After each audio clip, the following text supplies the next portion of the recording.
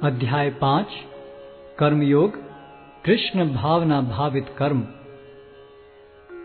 अर्जुन ने कहा, हे कृष्ण, पहले आप मुझसे कर्म त्यागने के लिए कहते हैं और फिर भक्ति पूर्वक कर्म करने का आदेश देते हैं। क्या आप अब कृपा करके निश्चित रूप से मुझे बताएंगे कि इन दोनों में से कौन अधिक लाभप्रद है? श्री भगवान ने उत्तर दिया, मुक्ति के लिए तो कर्म का परित्याग तथा भक्ति में कर्म दोनों ही उत्तम हैं, किंतु इन दोनों में से कर्म के परित्याग से भक्ति युक्त कर्म श्रेष्ठ है। जो पुरुष न तो कर्म फलों से घृणा करता है और न कर्म फल की इच्छा करता है, वह नित्य सन्यासी जाना जाता है। हे महाबाहु अर्जुन, ऐसा मनुष्य समस्त द्वंद्वों से रहित होकर बहुबंधन को पार कर पूर्णतया मुक्त हो जाता है। अज्ञानी ही भक्ति को भौतिक जगत के विश्लेषणात्मक अध्ययन से भिन्न कहते हैं। जो वस्तुतः ज्ञानी हैं वे कहते हैं कि जो इनमें से किसी एक मार्ग का भली भांति अनुसरण करता है वह दोनों के फल प्राप्त कर लेता है।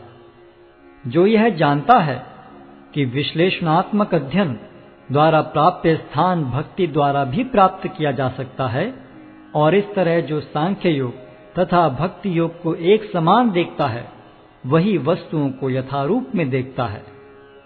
भक्ति में लगे बिना केवल समस्त कर्मों का परित्याग करने से कोई सुखी नहीं बन सकता, परंतु भक्ति में लगा हुआ विचारवान व्यक्ति शीघ्र ही परमेश्वर को प्राप्त कर लेता है।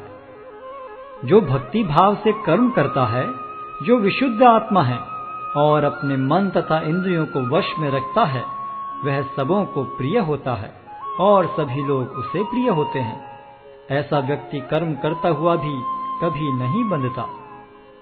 दिव्य भावनामृत युक्त पुरुष देखते, सुनते, स्पर्श करते, सूंघते, खाते, चलते फिरते, सोते तथा श्वास लेते हुए भी अपने अंतर में सदैव यही जानता रहता है कि वास्तव में वह कुछ भी नहीं करता। बोलते, त्यागते, ग्रहण करते या आंखें खोलते बंद करते हुए भी वह यह जानता रहता है कि भौतिक इंद्रियां अपने अपने विषयों में प्रवृत्त हैं और वह इन सब से पृथक है। जो व्यक्ति कर्म फलों को परमेश्वर को समर्पित करके आसक्ति रहित होकर अपना कर्म करता है, वह पाप कर्मों से उसी प्रकार अप्रभावित रहता है जिस प्रकार कमल पत्र जल से अस्पृश रहता है। योगी जन आसक्ति रहित होकर शरीर, मन, बुद्धि तथा इंद्रियों के द्वारा भी केवल शुद्धि के लिए कर्म करते हैं। निश्चल भक्त शुद्ध शांति प्राप्त करता है, क्योंकि वह समस्त कर्मफल मुझे अर्पित कर देता है। किंतु जो व्यक्ति भगवान से युक्त नहीं है और जो अपने श्रम का फल कामी है, वह बंध जाता है। जब देहधारी जीवात्मा अपनी प्रकृति को वश में कर लेता है और मन से समस्त कर्मों का परित्याग कर देता है, तब वह 9 द्वारों वाले नगर में बिना कुछ किए कराए सुखपूर्वक रहता है। शरीर रूपी नगर का स्वामी देहधारी जीवात्मा न तो कर्म का सृजन करता है, न लोगों को कर्म करने के लिए प्रेरित करता है, न ही कर्म फल की रचना करता है। यह सब तो प्रकृति के गुणों द्वारा ही किया जाता है। परमेश्वर न तो किसी के पापों को ग्रहण करता है न पुण्यों को, किंतु सारे देहधारी जीव उस अज्ञान के कारण मोहग्रस्त रहते हैं जो उनके वास्तविक ज्ञान को आच्छादित किए रहता है। किंतु जब कोई उस ज्ञान से प्रबुद्ध होता है जिससे अविद्या का विनाश होता है, तो उसके ज्ञान से सब कुछ उसी तरह प्रकट हो जाता है जैसे दिन में सूर्य से सारी वस्तुएं प्रकाशित हो जाती हैं।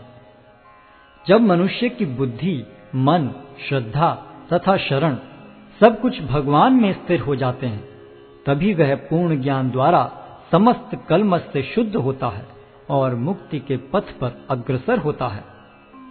विनम्र साधु पुरुष अपने वास्तविक ज्ञान के कारण एक विद्वान तथा विनीत ब्राह्मण, गाय, हाथी, कुत्ता तथा चांडाल को समान दृष्टि से देखते हैं। जिनके मन एकत्व तथा समता में स्थिर हैं, उन्होंने जन्म तथा मृत्यु के बंधनों को पहले ही जीत लिया है। वे ब्रह्म के समान निर्दोष हैं और सदा ब्रह्म में ही स्थित रहते हैं।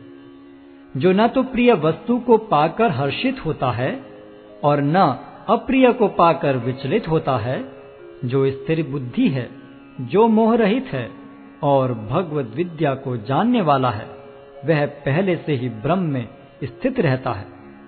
ऐसा मुक्त पुरुष भौतिक इंद्रिय सुख की ओर आकृष्ट नहीं होता, अपितु सदैव समाधि में रहकर अपने अंतर में आनंद का अनुभव करता है। इस प्रकार स्वरूप सिद्ध व्यक्ति पर ब्रह्म में एकाग्र चित्त होने के कारण असीम सुख भोगता है।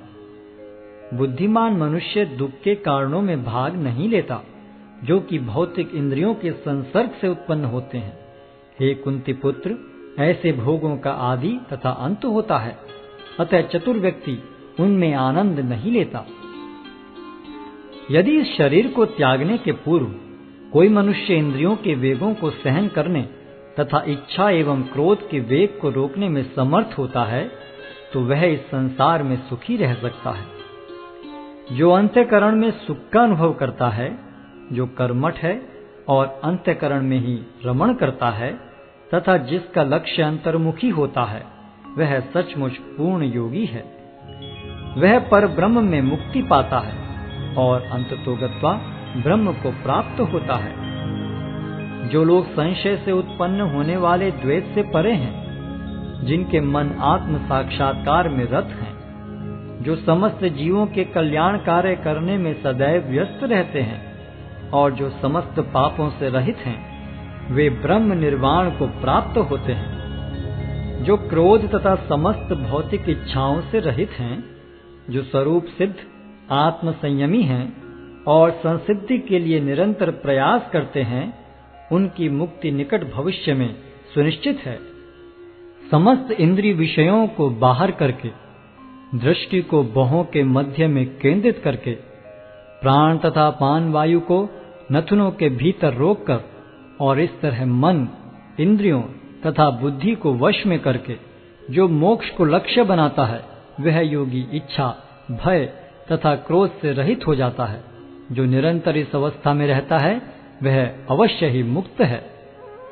मुझे समस्त यज्ञों तथा तपस्याओं का परम भोक्ता, समस्त लोकों तथा देवताओं का परमेश्वर एवं समस्त जीवों का उपकारी एवं हितैषी जानकर मेरे भावनामृत से पूर्ण पुरुष भौतिक दुखों से शांति लाभ करता है।